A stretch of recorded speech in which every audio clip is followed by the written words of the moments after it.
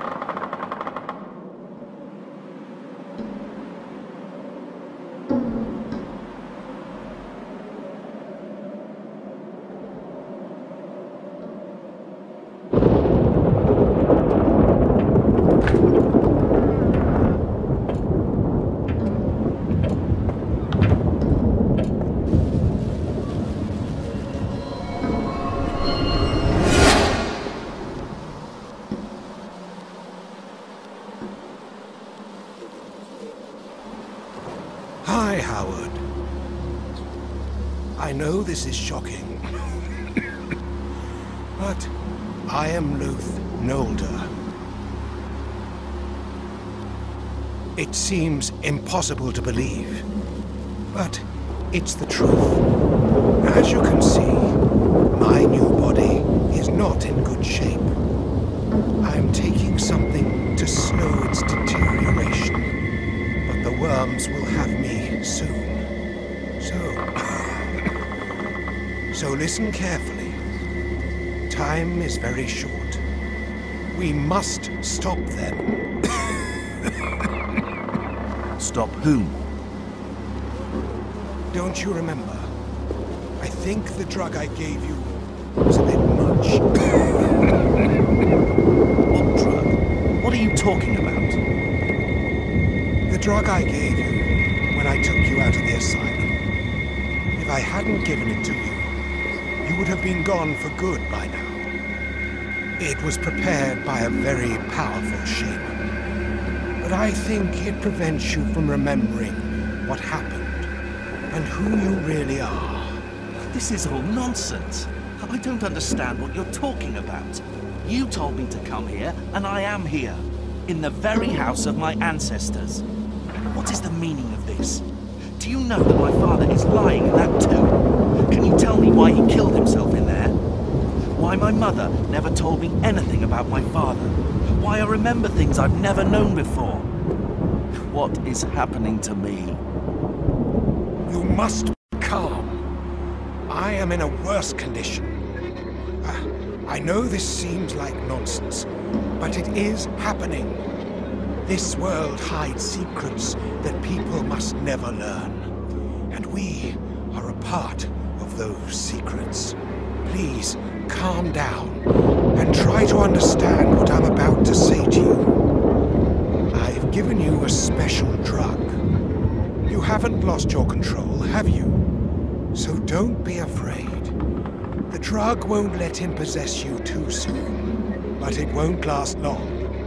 We must be quick to find the entrance to the sunken city. It is right under this town and its outlying areas. Sunken city? The necropolis city of a pre-human reptilian race. What is your connection to this situation? As you know, I went on a long journey 5 years ago. During my travels, I sought clues that would give me some insight into my own family history. I visited a lot of places, but I finally found my answers in a primitive forest village. Strangely, the village elders seemed to know me and told me some unbelievable things about my identity. They said I was born in that very village, the son of a European father and a mother they never revealed. Nobody spoke about her, though I persistently asked them. All I learned is that she disappeared from the village after giving birth to me, and it seemed from their tone that they were grateful when she left. I could learn nothing else about my father either, except that he was a civilized man. Apparently, I spent some of my childhood there, under the veil of strange practices and inhuman traditions. I faintly remember them showing and teaching me some horrifying things that fortunately I can't quite remember anymore. But one thing's still clear in my mind.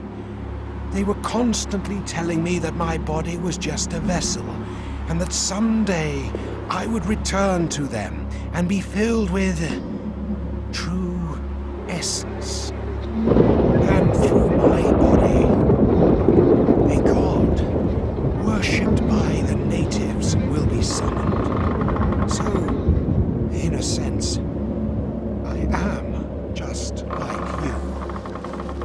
Something that should not be. What has happened to your body?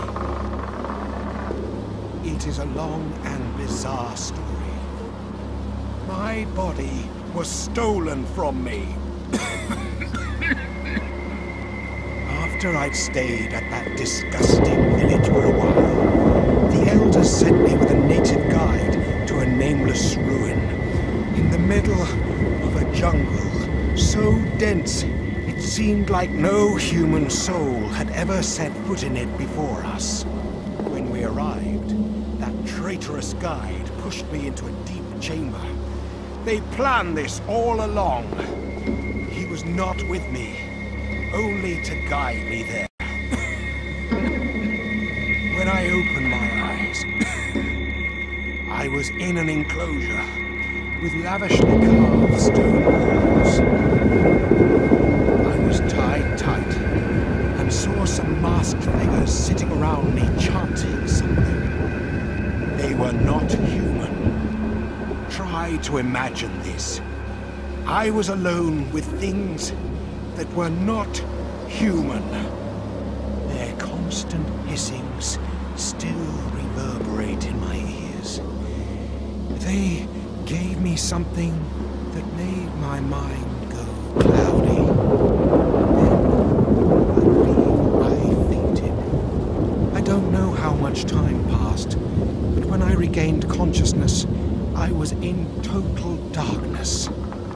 With the smell of damp earth filling my nose, I thought they had buried me alive. But soon, I understood how stupid it was to expect this kind of mercy from them.